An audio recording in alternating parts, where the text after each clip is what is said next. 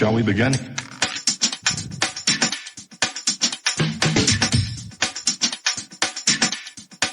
Let's begin now.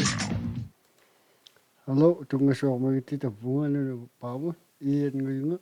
Tana sakkatit na suyakta Canada's Safety Minister Gary Anandasangaree apersokta tillu kiumayangit interesting no yaksuti kanugi yavuka inokatin nunavum.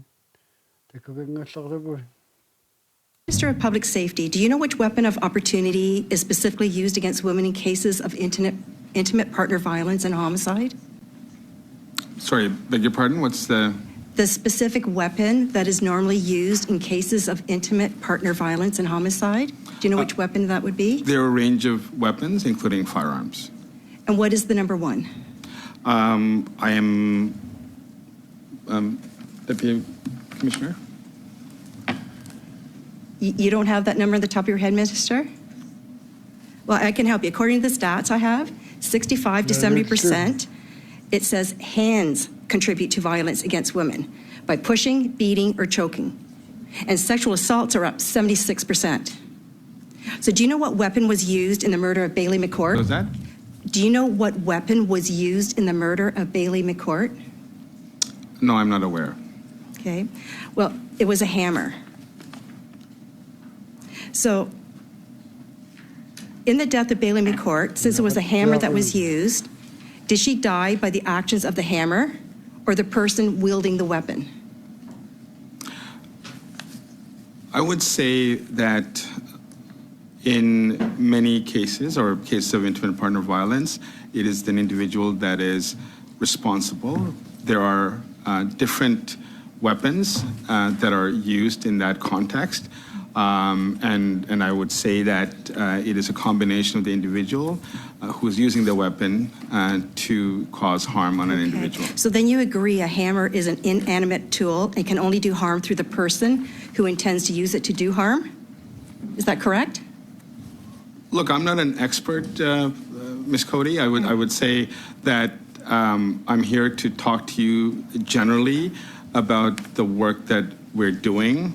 I understand that, but can you answer my question? It's a simple question. Well, if I may, I appreciate where you're going with this, and what I would suggest is that— Can you answer the question, though, sir, Minister? And all due respect, it's my time, and I think I'm asking a question. Can you answer it? Is it the hammer that does the killing, or is it the person behind the hammer? It is a combination of both. So the hammer— Combination of both, hammer, or the person behind the hammer doing the, you know, he's saying it's a combination of both. hammer can act on its own? It is a combination of both. Okay, So a hammer can come off a shelf and kill someone? It is an individual who has the hammer who can use the hammer in a way that can be very harmful. So it's the person? It is a combination of both. Okay, but the person wields the hammer is what I'm asking you, which is what you're telling me. Madam Chair, I've answered that question. Given that Liberal policy in response to firearm related violence has been to ban the tool itself, by that logic, as Public Safety Minister, will you be confiscating hammers next?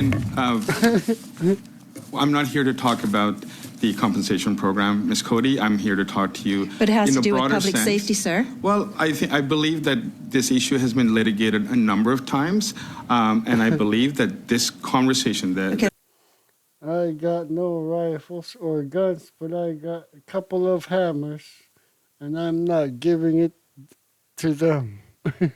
I use them. That's not The answering my discussion question, that's taking Minister, so in place all due here— respect, I'll continue to the next one. Will your Liberal government admit that getting dangerous offenders off the streets is a priority instead of going after law-abiding Canadians with a gun confiscation scam to protect not just women, but all Canadians? Yes or no? I want to thank the over 22,000 people who registered, 22,000 firearms that were My question registered is to within you, the first sir. week. Are you willing to protect the women and all Canadians by going after dangerous offenders? Yes or no? If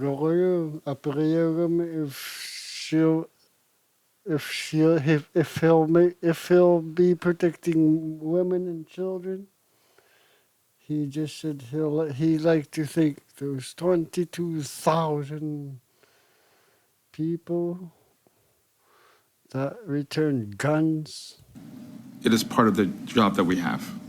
Okay.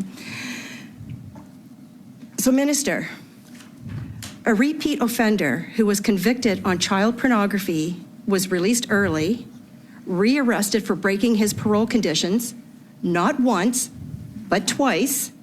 He was then arrested a few weeks ago on historic sexual assault, then was granted bail again 2 days ago. This person was well known in Port Colborne. He played the organ in church. He played Santa Claus in community events, and he was a predator. Minister, in what world does the liberal soft and crime revolving door justice system protect the public or our children? So do you believe criminals have rights when they are committing the crime?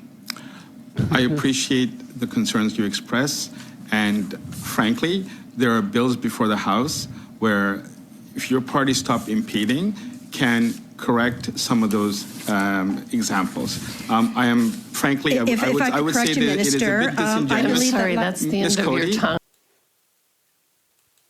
Taga kayo. Kano ko kayo isi mag-ibisi ino katik nunabuk medyo sakto kataka wakpok kayo tako ngayon. Igayak ko sakili kayo ngiti. Tamang ngiti sa kuyat na may kayo nga.